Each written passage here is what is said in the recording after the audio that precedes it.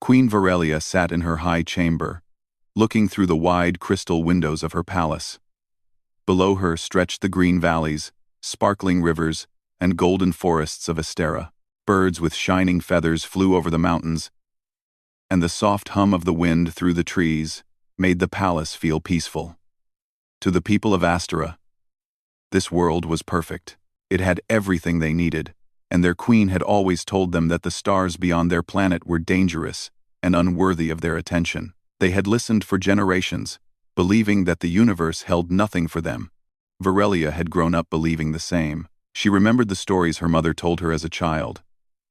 Tales of distant planets where life could not survive, of stars that could burn worlds to ashes, of creatures that could destroy everything they touched. When she became queen, she promised herself that she would protect her people from such dangers. She ruled wisely, ensuring the world's resources were carefully managed, the cities were safe, and her people lived comfortable lives. But with her control came limits. The queen forbade all travel beyond the planet, forbade the building of spaceships, and discouraged curiosity about what lay beyond the clouds. Yet something had begun to stir in the hearts of her citizens, something that even Virelia could not entirely control. It was curiosity. It started quietly. Children would stare at the night sky and wonder about the lights that twinkled far above their world. Farmers in the valleys would pause in the evenings, watching the stars reflect on the rivers, imagining places they had never seen. Scholars and inventors whispered in secret about the possibilities of flight beyond their atmosphere. Even the simplest tools could spark thoughts that grew into questions. And questions, once asked, could not be unasked. On the far edge of the galaxy, Captain Elias Kane maneuvered his small ship through an asteroid belt. Unlike Virelia, he had grown up in a world where exploration was celebrated, where curiosity was not only encouraged, but considered a duty. Humanity had always reached for the stars, driven by an unshakable desire to see what lay beyond the next horizon. Kane had traveled farther than most humans, mapping uncharted star systems, collecting data on alien life forms, and documenting the beauty of worlds untouched by intelligent beings. Yet even he had never expected to find a planet like Astera, a world so vibrant, so full of life, that it seemed to glow from within. A navigational anomaly, a rip in the space-time field caused by a passing comet, pushed Kane's ship off course. He tried to correct it, but the instruments went haywire, and soon he was falling through the atmosphere of an unknown planet. The descent was rough. Sparks flew across the cockpit, alarms blared, and Kane gritted his teeth, focusing on landing safely. Finally, with a bone-jarring crash, the ship came to rest in a dense forest. Trees towered over the vessel, their leaves glowing faintly under the soft sunlight. Birds and small creatures scattered in every direction, startled by the sudden intrusion. Kane climbed out of the ship, dusting off his uniform, and took a deep breath. The air was fresh, filled with the scent of flowers and soil. He had never felt anything like it. The people of the nearby village noticed the strange craft first. They had never seen anything like it before. No one on Astera had. Rumors spread quickly, and soon a group of guards approached the crash site. Kane stepped forward, raising his hands to show he meant no harm. His human features, tall frame, and odd uniform frightened some, intrigued others. He smiled gently, and spoke in the universal language of the galaxy, one taught to all explorers, hoping to make a peaceful first contact. The villagers were cautious. They had been taught to fear the unknown, to obey the queen's command not to venture beyond what they knew. But there was something in Kane's presence, something calm and confident, that made them pause. He did not demand anything. He did not speak of conquest or power. He simply told stories of distant worlds, of moons made of crystal, oceans of liquid light, and creatures that could communicate through thought alone. Slowly, the crowd gathered closer, listening with wide eyes. Word of the human reached Queen Virelia. She was both alarmed and curious. Never before had a human come to her world. Her advisors warned her of the dangers. They said humans were unpredictable, aggressive, and selfish. Some suggested he should be captured or eliminated before he could influence her people. But Virelia could not ignore the way the villagers spoke about him when they returned. They did not speak of fear, but of wonder. Something about this human seemed to ignite a spark of excitement in them. Virelia decided to meet him herself. She walked through the palace gardens, her guards flanking her, and approached the crash site. Cain stood by his ship, examining it carefully. When he saw the queen, he bowed respectfully, aware that this was a ruler whose decisions shaped an entire world. Virelia studied him closely. He was human, yes, but he carried an air of calm authority, a presence that was not demanding but inspiring. She asked him why he had come to Astera, and he simply smiled. "I did not plan to come here," he said. "The stars have a way of guiding you where you are meant to be." His words were simple, but there was a weight to them that Virelia could not ignore. He spoke of exploration, of learning, and of the potential of civilizations to grow beyond their limits. Cain did not belittle her or her people. He simply shared knowledge, showing how understanding the universe could improve life on Astera. Small devices he carried could purify water faster, grow crops more efficiently, and generate energy without harming the environment. These were practical benefits, not threats. The queen watched as the villagers interacted with Cain. Children eagerly asked questions, and scholars eagerly demonstrated their inventions. Even her advisors could not hide their curiosity. The human was not only teaching, he was inspiring. And slowly, Virelia felt a conflict within herself, a mixture of fear and fascination. She had always believed that keeping her people safe meant limiting their curiosity. Yet here was a proof that curiosity, guided wisely, could lead to growth and improvement without danger. Over the next few days, Cain traveled across the villages, meeting farmers, teachers, and craftsmen. He listened to their stories and shared his own. He spoke of stars, of planets where life thrived in forms unimaginable, of civilizations that had once faced extinction but survived through knowledge and cooperation. The people of Astera, who had only ever known their beautiful world, began to imagine possibilities beyond what they could see. Their questions grew bolder, their ideas more ambitious, and even the queen's heart began to open. Virelia observed quietly. She walked among her citizens in disguise, watching how they responded to Cain. They laughed, they learned, they dreamed, and she realized something that shook her deeply. She had been limiting them not for their protection, but for her fear. The fear of what might be out there had kept her from allowing her people to reach their full potential. She had denied them the stars, and now she wondered if she had been wrong all along. On the 7th day, Cain requested an audience with the queen in her palace. He spoke not of exploration or conquest, but of partnership. He offered to help her people build technologies that would improve life on Astera, while respecting their culture and traditions. He did not demand control, and he did not promise impossible wonders. He offered knowledge, curiosity, and guidance.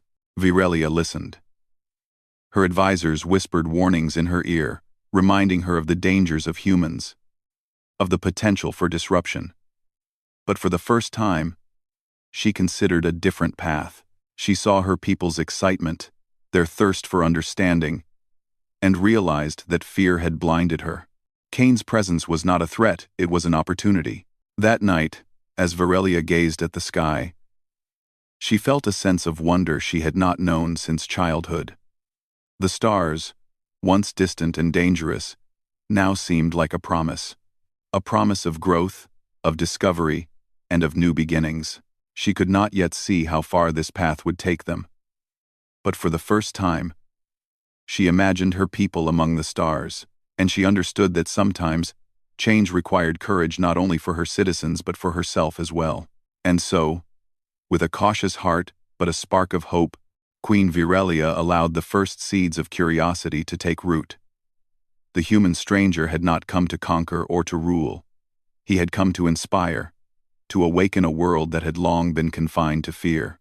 And in doing so, he had begun to change everything. Days passed on Astera, and the world began to feel a quiet shift. Where once the villagers moved through their routines without question, there was now a new energy, a spark of curiosity that seemed to grow with each sunrise. Captain Elias Kane had begun teaching small groups of villagers about technologies and ideas that, until now, had been unthinkable. He started simply. Using his knowledge of energy, he showed them how to generate electricity from flowing water without harming the rivers. He demonstrated small machines that could clean water faster than the traditional filters Astera had used for centuries. Farmers were amazed when he showed how to grow crops with a method that required less soil and water while producing more food. At first, many villagers were cautious. Change had always brought fear to Astera. But Kane never demanded they adopt anything. He encouraged experimentation, letting them see the results with their own eyes.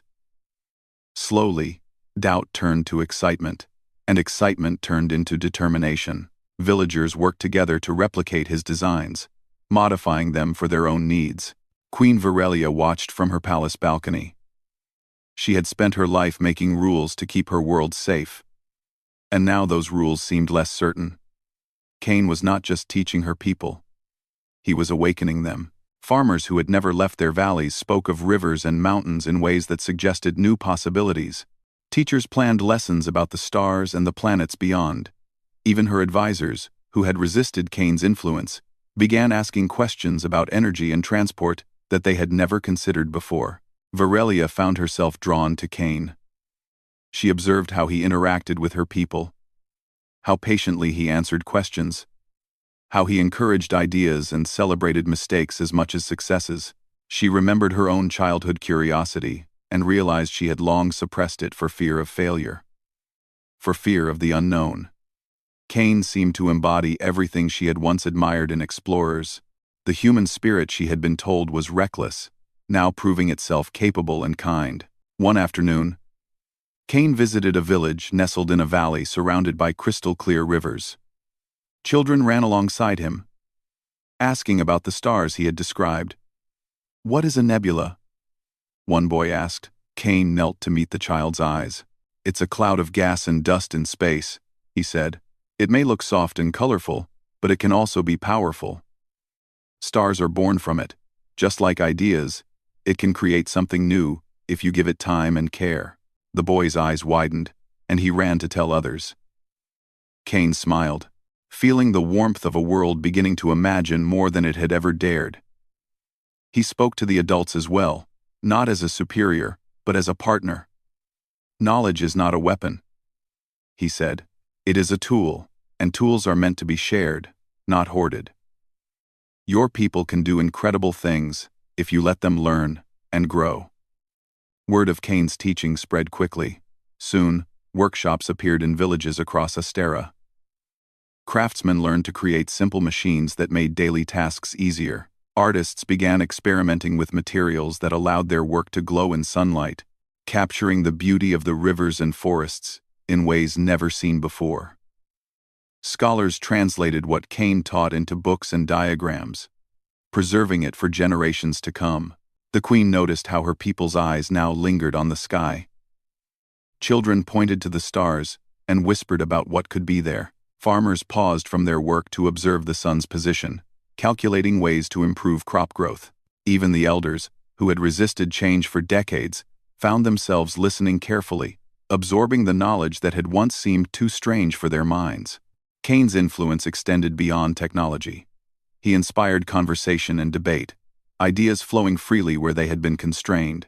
Villagers discussed ethics, responsibility, and the balance between growth and preservation. Kane encouraged them to think critically, to question, but always with respect and care. He showed that progress did not mean abandoning their culture. It meant enriching it, combining tradition with discovery. One evening, Queen Virelia invited Kane to a private dinner in the palace.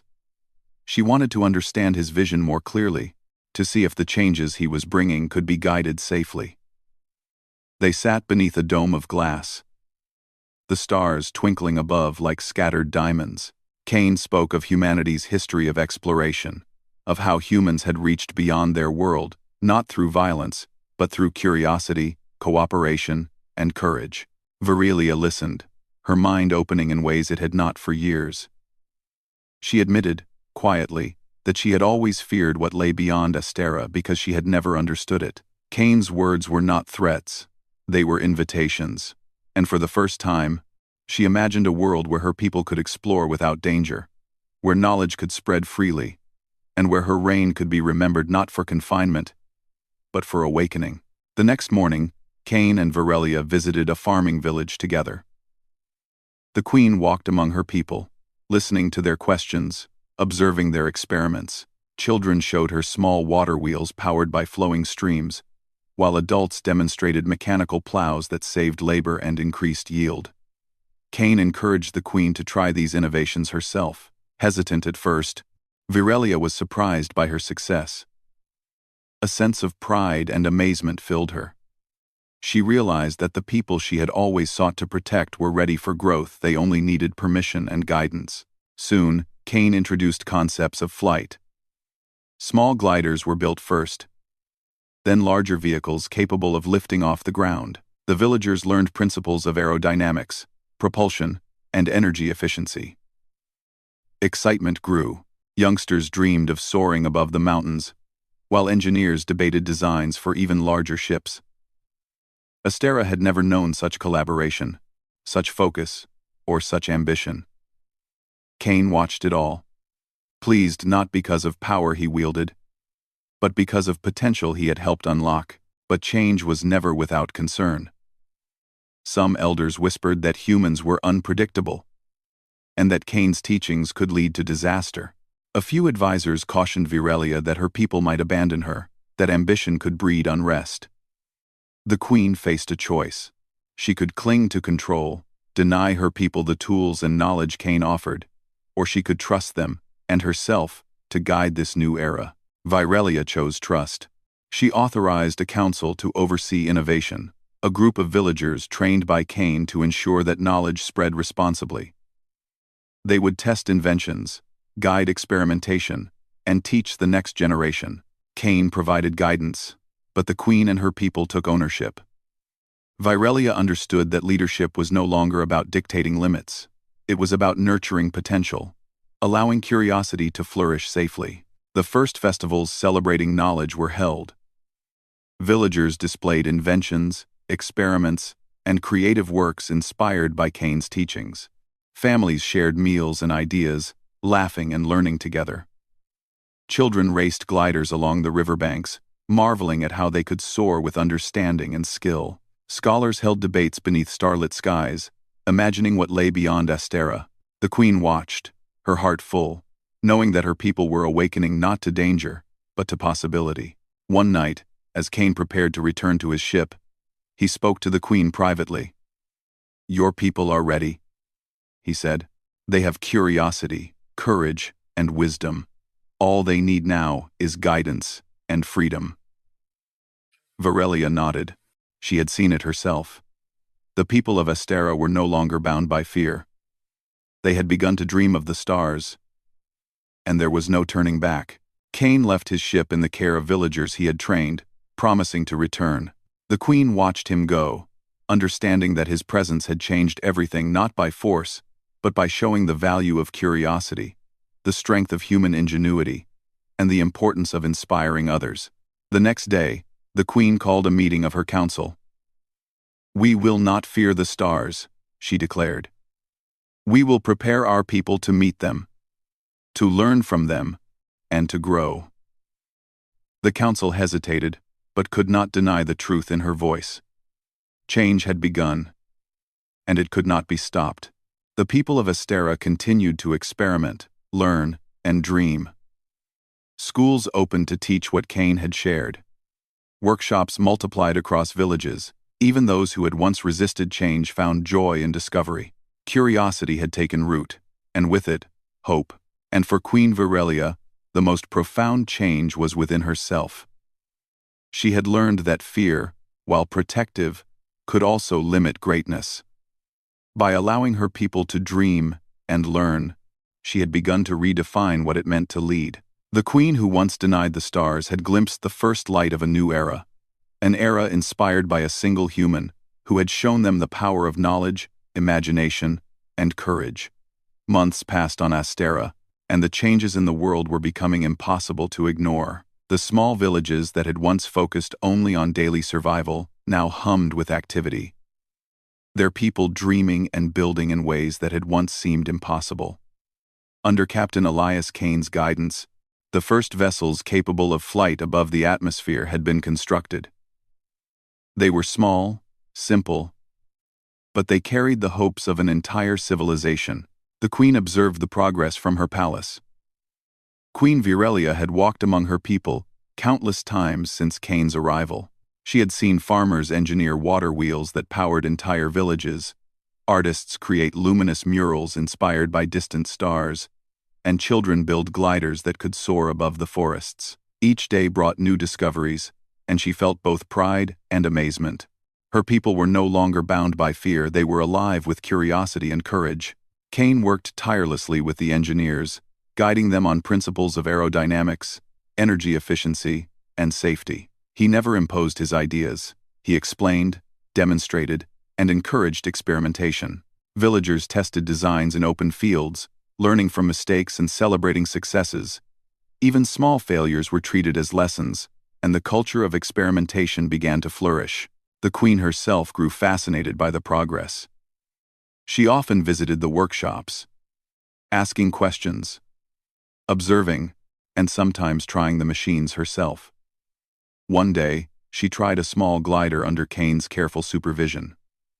At first, she was afraid of losing control. But Kane's calm guidance reassured her. She lifted into the air, gliding above a river that sparkled in the sunlight, feeling a thrill she had not known since she was a child. Her laughter echoed across the valley, and the people below cheered. For Virelia, the act was more than a flight, it was a revelation. She realized that courage and curiosity could coexist with wisdom and caution. Meanwhile, the villagers' enthusiasm spread. Scientists and scholars began documenting their experiments, creating manuals that combined traditional knowledge with Kane's teachings. Farmers implemented irrigation systems that conserved water, and engineers built vehicles that could travel long distances with minimal energy. A culture of cooperation and innovation grew, one that valued learning as much as safety. Kane also encouraged the people to look beyond immediate improvements. He spoke of the stars, of other planets, and of civilizations that had thrived or failed because of curiosity, wisdom, or ignorance. Children who had once stared at the sky in silence now drew maps of imagined worlds. Adults debated the physics of flight and energy storage. Even the elders, who had initially resisted change, began participating in discussions, eager to contribute their knowledge. One evening, Queen Virelia invited Kane to the palace gardens. The stars glimmered above, and the air was filled with the scent of night-blooming flowers. "Your people are changing," she said softly. "I never imagined they could move so quickly, so eagerly." Kane smiled. "They only needed permission to believe in themselves," he said, "and a guide to show them the first steps. You gave them both." Virelia considered his words. For decades, she had ruled with caution and control, believing that protecting her people meant restricting their dreams. Now she realized that true leadership required trust, courage, and the willingness to let her citizens grow. Kane had not taken control of her world, he had awakened it. As the months continued, Astera began building its first fleet of atmospheric vessels, capable of reaching the upper layers of the sky. Engineers worked tirelessly, collaborating with Kane to ensure safety, efficiency, and sustainability. Villagers volunteered to test prototypes, learning to navigate currents and calculate fuel needs. Each successful flight brought exhilaration and pride, and the world seemed to hum with life. Queen Virelia often observed from the palace balcony as her people launched their gliders into the sky. The sight stirred emotions she had not anticipated: awe, joy, and a deep connection to those she ruled. She realized that by trusting her citizens and embracing change, she was allowing them to fulfill their potential.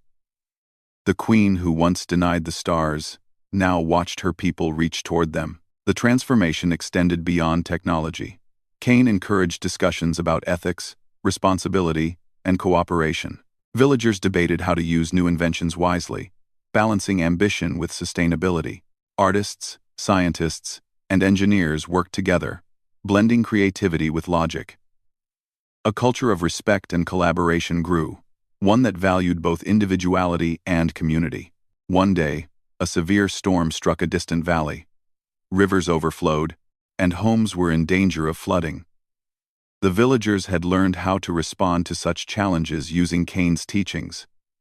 They quickly organized teams, using mechanical devices to divert water and reinforce structures. Queen Virelia joined them, directing efforts alongside her citizens. For the first time, she experienced leadership as a shared responsibility rather than a solitary burden. The storm passed with minimal damage, and the people celebrated not only their survival but the effectiveness of their teamwork. After the storm, Virelia addressed her council. "Our people are stronger than I imagined," she said. "They are ready for more. We have prepared them to face challenges, to learn from them, and to grow. We cannot limit them now. We must guide them toward the stars." The council hesitated, still cautious about the risks. Cain spoke alongside the queen, emphasizing the importance of preparation, training, and careful experimentation. Slowly, the council agreed. The first plans for interstellar exploration were drawn. Small crews would be trained, vessels tested, and knowledge carefully documented. Astera was no longer a world content with staying in one place. Its people were ready to reach out, to explore, and to discover. Training programs began in earnest. Young adults learned navigation, physics, and engineering. Older villagers contributed their experience and wisdom. Cain demonstrated simulations of space travel, showing how to calculate trajectories and conserve energy. The people of Astera absorbed every lesson eagerly, their minds expanding beyond the limits they had once accepted. Queen Virelia took part as well. She studied the plans, asked questions, and even helped design safety protocols for the first crewed missions. For her, the experience was transformative. She had learned that leadership was not about control, but about inspiring growth, guiding curiosity, and trusting in the potential of others. The queen who had once denied the stars was now preparing her people to reach them. The first interstellar vessels were simple, capable only of short trips beyond Astera's atmosphere. But they represented the culmination of months of effort, learning, and collaboration. On launch day, the entire population gathered to witness the event. Children cheered, adults stood in awe, and the queen herself felt a thrill she had never experienced. Cain oversaw the operation, offering guidance and encouragement. As the first vessel lifted off, gliding smoothly into the upper atmosphere, the crowd erupted in celebration. Virelia's heart swelled with pride. She had watched her people transform from cautious villagers into explorers, thinkers, and dreamers. Cain had not taken their world. He had awakened it. And now, Astera was ready to take the next step, to reach toward the stars that had once seemed so distant and forbidden. That night, as the stars shimmered above, Virelia walked among her people. They spoke excitedly about the vessel, about new designs, and about what they might find beyond their skies. She listened, smiling, understanding that their dreams were now limitless. Cain joined her, sharing quiet reflections on what they had achieved together. "Your people are remarkable," he said. "They only needed a chance to believe in themselves." Virelia nodded. "And a guide to show them the way," she replied. "But the courage, the curiosity, and the spirit they came from them. I am proud to be their queen." The queen who had once denied the stars now stood among her people, ready to lead them into a new era, an era where knowledge, courage, and imagination would define the future. And as the vessels rose and fell, gliding like birds against the night sky, the first steps of interstellar exploration had begun. The people of Astera slept that night under a canopy of stars, their dreams filled with possibilities. Children imagined distant worlds, farmers envisioned new methods to sustain life, and scholars pondered the mysteries of the universe. The seeds of curiosity had taken root, and there was no limit to what they might achieve. Queen Virelia gazed upward, her heart filled with wonder. She realized that the world she ruled was changing in ways she could not have imagined. The queen who once feared the unknown had learned that courage and curiosity could guide a civilization beyond its limits, and she understood, with quiet certainty, that the first human to walk onto Astera had changed everything, not through conquest, but through inspiration, knowledge, and the belief in the potential of others. The morning sun rose over Astera, casting a warm glow on the valleys and rivers that had become symbols of growth and learning. The people of the planet were busy preparing for a historic moment. The first fleet of interstellar vessels would leave the planet that day. Queen Virelia stood on the palace balcony, watching the activity below. Children ran with excitement. Scientists made final checks on their instruments, and engineers gave last-minute instructions to the crews. The entire world seemed to hum with anticipation. Captain Elias Kane walked beside her, calm and confident. He had trained the first crews, overseen the construction of the vessels, and shared knowledge of interstellar travel. But he did not seek credit. His joy came from seeing a civilization ready to embrace the universe. "They are ready," he said quietly. Virelia nodded. "So are we," she replied. "It is time for our people to reach beyond the stars." The vessels were small, sleek, and carefully designed to carry crews into nearby star systems. Each ship was a collaboration of Asterian skill and Kane's guidance. Safety measures were in place, and the crews had trained rigorously. Still, there was a sense of nervous excitement. Many had never left the surface of Astera. The unknown awaited them, but so did the promise of discovery. As the first vessels were wheeled onto the launch platform, the crowds gathered. Villagers who had once been content to remain on their world now cheered with anticipation. Children waved flags painted with stars, and parents clutched the hands of their young, sharing in the thrill of history in the making. The queen herself felt a mixture of pride, awe, and hope. She had witnessed the transformation of her people and knew that this moment was the culmination of months of courage, learning, and inspiration. Kane moved among the crews, offering encouragement and final advice. "Trust your training," he said. "Work together, and remember that every challenge is an opportunity to learn. You represent your people, and your courage will inspire generations to come." The crews nodded, their faces determined, but bright with excitement. Finally, the moment arrived. The first vessels activated their engines, lifting gracefully into the sky. Smoke and light traced their paths as they rose above the valleys, moving toward the upper atmosphere.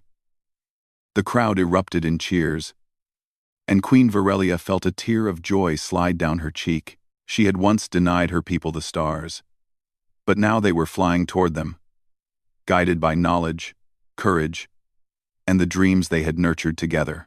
Over the following hours, the fleet ascended smoothly, testing navigation, propulsion, and communication systems. Kane and Virelia observed from the palace as the ships disappeared beyond the clouds. For the first time, Astera's people had touched the edge of the cosmos. Their hearts were filled with wonder, and their minds raced with possibilities. As the day continued, the queen addressed her people. "Today, we have taken our first steps into the universe," she said. "We have learned that knowledge is a gift, curiosity is a guide, and courage is the key to growth. Our world is no longer limited by fear. We are explorers, creators, and dreamers, and this is only the beginning." The crowd erupted in applause, their voices echoing through the valleys. Children who had once stared at the night sky in silence now pointed to the horizon, imagining worlds waiting for them. Engineers discussed improvements for the next vessels. Farmers spoke of creating systems that would support space travel and new habitats. Scholars debated what they might learn from the stars. The excitement was contagious, spreading from village to village, from city to city. That evening, Virelia and Kane walked through a field where young crews were debriefing after their first flights. Children demonstrated what they had learned, building miniature models of future spacecraft and discussing their observations. Adults shared ideas for energy conservation, navigation, and communication. Virelia listened, smiling, and realized that her people had grown beyond what she had ever imagined. The queen, who once feared the unknown, now stood among pioneers, guiding and learning alongside them. Cain spoke to Virelia privately. "Your people have done more than I expected," he said. "They have taken the knowledge and made it their own. This is the true power of curiosity and courage. Humanity did not impose itself on them. It inspired them. And now, they are ready for the universe." Virelia nodded, feeling the weight and joy of responsibility. She understood that her role had changed. She was no longer just a ruler who maintained safety. She was a queen who nurtured potential, encouraged learning, and celebrated exploration. She had learned that leadership required trust, humility, and vision. Cain had been the spark, but her people had created the fire. The next weeks were filled with preparation for longer journeys. The first crews began interstellar travel to nearby star systems, testing endurance, navigation, and resource management. Reports returned with excitement.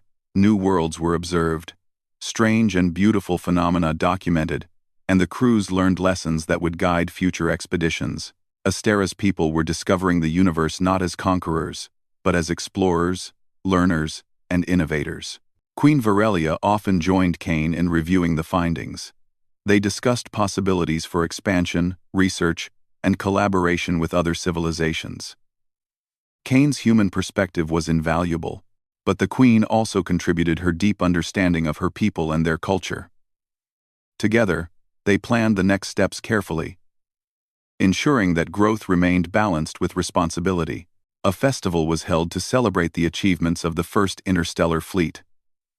Villagers displayed inventions, shared discoveries, and recounted their experiences with Cain's guidance. Music and laughter filled the air. Children danced under the stars, inspired by the stories of distant worlds. Artists painted scenes of planets, stars, and nebulae, capturing the imagination of all who watched. The queen watched with a full heart, knowing that Astera had changed forever. The festival culminated in a ceremony honoring the first crews. Cain addressed the crowd. "Today, we celebrate courage, curiosity, and learning. These are the qualities that have brought Astera to the stars. Remember that knowledge is a gift, and exploration is a responsibility. Take what you have learned, and continue to inspire your world." The crowd cheered, and Virelia felt pride that words could not express. That night, as the people slept beneath a sky filled with stars, Virelia reflected on how far her world had come. She thought of the fear that had once bound her people, of the limits she had imposed, and of the transformation that had begun with a single human who had dared to share knowledge and inspire hope. Cain's presence had shown her that leadership was about empowering others, that courage could spread like fire, and that curiosity could unlock infinite possibilities. The queen walked to the palace balcony, gazing at the vessels now drifting among the clouds. She felt a deep sense of wonder and humility. Astera's people were no longer confined to their valleys and forests. They were explorers, dreamers, and learners. They had touched the edge of the universe, and soon they would go farther. Cain joined her, smiling. "The stars will always be there," he said. "But now your people are ready to meet them." Virelia looked at him, gratitude shining in her eyes. "It was not you alone," she replied. "It was all of us, together. You showed the way, but they took the steps. And now, our world will never be the same." The next day, new crews prepared for longer missions, venturing deeper into space. Reports came back of strange planets with unfamiliar landscapes, skies of different colors, and creatures unlike anything Astera had known. The people shared their knowledge, learning from these worlds and preparing for the next journeys. The universe had opened, and Astera was ready to meet it with courage, curiosity, and cooperation. Queen Virelia continued to lead, guiding her people with wisdom and inspiration. She encouraged learning, celebrated discovery, and trusted in the potential of every citizen. Cain remained as a mentor and friend, but the people had grown independent, confident, and capable. The queen who had once denied the stars now embraced them, knowing that her world had been forever transformed. As the vessels rose into the heavens, Carrying the dreams and hopes of a civilization, Virelia felt a profound sense of accomplishment. She had witnessed fear turn into courage, limits turn into possibilities, and curiosity turn into achievement. The human who had come to Astera had sparked a revolution not with force, but with inspiration, knowledge, and belief in potential. And as the first interstellar fleet disappeared into the darkness of space, Queen Virelia knew that Astera's story was only beginning. The stars were no longer distant, dangerous, or forbidden. They were destinations, waiting for the courage, curiosity, and determination of a people who had learned to dream, explore, and grow. Humanity had changed everything, not by conquering, but by inspiring a civilization to reach beyond its limits and embrace the infinite possibilities of the universe. Astera had taken its first steps into a larger cosmos, guided by the lessons of courage, knowledge, and the enduring spark of curiosity. And Queen Virelia, once a ruler who denied the stars, now stood ready to lead her people into a future filled with endless discovery.